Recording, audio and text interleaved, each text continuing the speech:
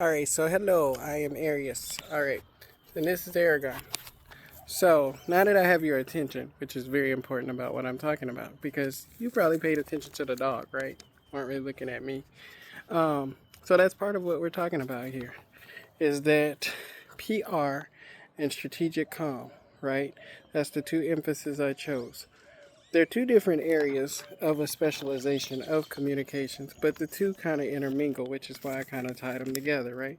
A PR manager tends to deal with the public image of the organization, individual, or brand, crisis communication, or the crisis communication team.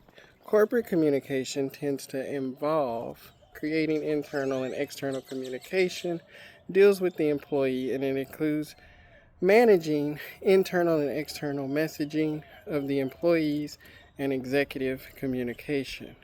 So, the reason that the two intermingle is they are sometimes the same department. You will have roles that are communication specialists or corporate communication specialists, or you sometimes will see public relations specialists. As an intern, I was titled a public relations specialist, but now many roles ask for communication specialists in the communication department. So now it comes a point where you're having to change the titles of your resume, right, to fit new roles because the time has changed. So the history of PR is pretty much important because we know where we are now in public relations, but sometimes you have to know where you've been in order to know where you're going, right? So the history of PR, according to the Museum of Public Relations, which is located in New York, New York, that I didn't even know there was a museum that talked about public relations. And it was founded by Tanisha Jackson Warner, which she is of diversity, and we'll talk about why that matters in a minute. But the history of PR goes all the way back to 37,000 BC till now, which is digital media, more popular VR. I have worked for a VR company, so VR does matter, and I was a trainer for them, and that's when AI was kind of first surfacing. Basil Clark, he was the founder of public relations, and Ivy Lee Four was the forefather of public relations. And Edward Benet was another founder of public relations. So the first person to ever have a public relations department was George Westinghouse. And he was an inventor and industrialist, rather, of Westinghouse Electric Corporation because he hired two men to do his pet project and publicize it, right? And it was known as AC, Current Electricity. So that was the name of the project. So having employees, you felt like somebody should actually help manage them and help them know how to publicize his message. Um, so leading into that, that brings me up to today's time, right? These roles were, of course, by men. Now, women, are in a lot of these roles more than men.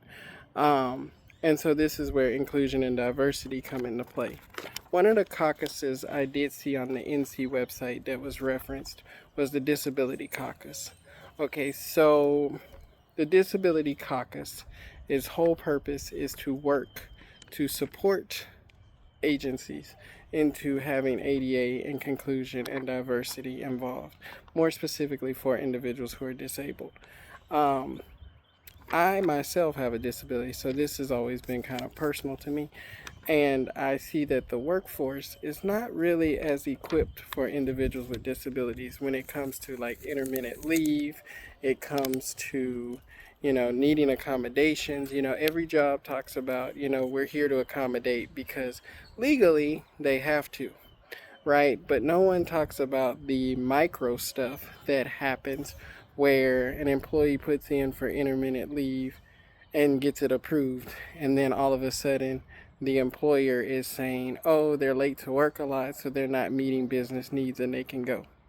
So this is where Texas tends to be an issue, because Texas is an at-will state, so people can just let people go for any and no reason, right? And then if the person is a disabled person, they try to contest it, then they'll try to say, oh, well, they weren't showing up to work. Oh, they weren't meeting business needs. Oh, they weren't, adhering to the role and duties of their responsibility, right? But it's like the only thing that changed was that they now filed intermittent leave. So the forefathers, Basil Clark, Ivy Lee, Edward Benet, they helped start these organizations, but of course they did not focus on diversity and inclusion. And so this is where agencies like the Disability Caucus with the NCA come into play, because they help regulate. And alongside of that, you have agencies like the Civil Rights Office, Disability Rights of Texas, if you're in Texas. You also have the Rise Center, which deals with people who are blind and deaf. You also have Rotary Club, who deal with blind and deaf, like White Cane Day. They help agencies when individuals are like low visibility, or like you see, training of service animals, because my dog actually is a service dog. 90% of the time he does not work as one. Like, I take him places, he's not on a leash, he's not on the vest thing, because my condition is not that severe. He is trained in certain areas in case that things were to progress or things were to get severe. He knows how to handle them, but he is not like a 95% service animal, right?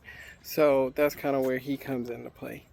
So overall, I just kind of felt that it was important to bring in the history, to bring in the differences of the two departments, because they are the same. Our assignment talks about picking one specialization, so I chose two, because the two do interlap. One deals with just branding and imaging. One deals with how that imaging and branding and messaging is conveyed to stakeholders, internal and external. And so the two do need to work together. And sometimes the person does find himself handling multiple roles in one, instead of just one title, right? A public relations specialist for a hospital is dealing with sometimes patient care, dealing with clients or customers or patients, however you want to word it, and they're dealing with stakeholders, and they're helping with funding, writing those offer letters to get funding, and they're helping with website development with the IT department, and they're helping with patient care. Not sure if I already said that, but they're helping with all those things. So taking a look back, that public relations has come a long way since 37,000 BC till now. Now everything is more digital. Back then we had cave drawings, then we went to newspapers, in like the 60s, newspapers. Right now you have a museum, so it's expanded to a museum that talks about the history, and Tanisha Jackson Warner is over the Museum of Public Relations in New York, and she is of African American descent, so she is a leader of diversity. And so that's kind of where I tie her in to diversity and inclusion and disability. So hopefully this was more informative of history and roles of the departments, and why we feel that disability inclusion should be there, and why it is a vital asset to the communications field. So thank you so much for watching. I wish I could get Aragon back in here, but he's over there. So he's like, he ain't feeling the heat in the sun, so he wanted to be out. But have a good day. Thank you.